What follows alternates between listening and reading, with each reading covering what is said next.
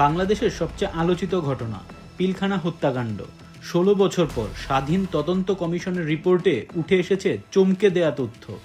কে ছিলেন সমন্বয়কারী, কার green signal ছিল, ভারতের ভূমিকাই বা কি ছিল, চলুন পরিষ্কারভাবে জেনে নেওয়া যাক।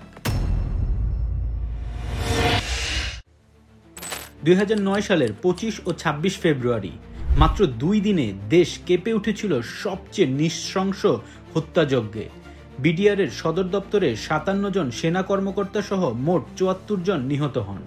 ১৬ বছর পর অন্তর্বর্তী সরকারের গঠিত জাতীয় স্বাধীন তদন্ত কমিশন তাদের পূর্ণাঙ্গ রিপোর্ট জমা দিয়েছে, আর সেখানেই দেখা যাচ্ছে ঘটনাটি ছিল পরিকল্পিত, সুসংগঠিত এবং দীর্ঘ সময় ধরে চালানো একটি অপারেশন।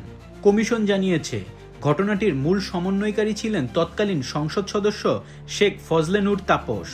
ঘটনাটি ঘটানোর ক্ষেত্রে তৎকালীন প্রধানমন্ত্রী শেখ হাসিনার গ্রিন সিগন্যাল ছিল। আওয়ামী লীগের কয়েকজন শীর্ষ নেতা এবং পার্শ্ববর্তী রাষ্ট্র ভারত জড়িত ছিল। কমিশনের প্রধান মেজর জেনারেল অবসরপ্রাপ্ত আ.ল.ম ফজলুর রহমান বলেন, সেনাবাহিনীকে দুর্বল করা এবং রাজনৈতিকভাবে ক্ষমতা টিকিয়ে রাখার উদ্দেশ্যে এই হত্যাকাণ্ড ঘটানো হয়। কমিশন বলছে তৎকালীন সময়ে ৯২১ জন ভারতীয় বাংলাদেশে এসেছিল।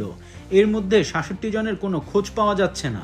তারা কোন দিক দিয়ে দেশ ত্যাগ করেছে এমন তথ্যও নেই। কমিশনের বক্তব্য, ভারত এই ঘটনার মাধ্যমে বাংলাদেশে অস্থিতিশীলতায় লাভবান হয়েছিল। তদন্তে আরও উঠে এসেছে ঘটনার দিন স্থানীয় আওয়ামী লীগ, যুবলীগ, ছাত্রলীগের একটি দল মিছিল নিয়ে পিলখানায় প্রবেশ করেছিল ২০ থেকে ২৫ জন, কিন্তু বের হয়েছে ২০০ জনের মতো। কমিশনের ধারণা হত্যাকারীদের অনেকে এভাবেই বের করে আনা হয়। কমিশন এই প্রশ্নের উত্তরও দিয়েছে, কেন সেনাবাহিনী অ্যাকশন নেয়নি। তৎকালীন সেনাপ্রধান সময়মতো সদর দপ্তরে উপস্থিত ছিলেন না। রাজনৈতিক সিদ্ধান্তের কারণে সামরিক পদক্ষেপ নেওয়া হয়নি। গোয়েন্দা সংস্থা, পুলিশ, র্যাব সবখানেই দেখা গেছে চরম ব্যর্থতা।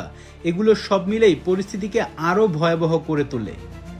কমিশনের রিপোর্টে উল্লেখ করা হয়েছে ঘটনার সময় বহু সেনা কর্মকর্তা ও পরিবারের সদস্যকে শারীরিক নির্যাতন করা হয় এবং লুটপাট চলে। ভবিষ্যতে এমন ঘটনা ঠেকানোর জন্য সরকারকে দেওয়া হয়েছে বড় ধরনের সংস্কারের প্রস্তাব। ১.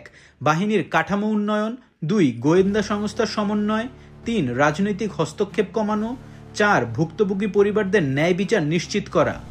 প্রধান উপদেষ্টা মোহাম্মদ ইউনূস রিপোর্ট হাতে নিয়ে বলেছেন, জাতি দীর্ঘদিন অন্ধকারে ছিল। এই রিপোর্ট সত্য উদ্ঘাটনের গুরুত্বপূর্ণ কাজ করেছে। ১৬ বছর পর পিলখানা হত্যাকাণ্ড নিয়ে এই রিপোর্ট দেশজুড়ে নতুন আলোচনার জন্ম দিয়েছে। কাদের বিচার হবে? ভারতের ভূমিকা কি সামনে আসবে? আর সবচেয়ে বড় প্রশ্ন, বাংলাদেশ কি এখন সত্যের সবচেয়ে কাছাকাছি দাঁড়িয়ে? সময়ই এর উত্তর দিবে। ধন্যবাদ।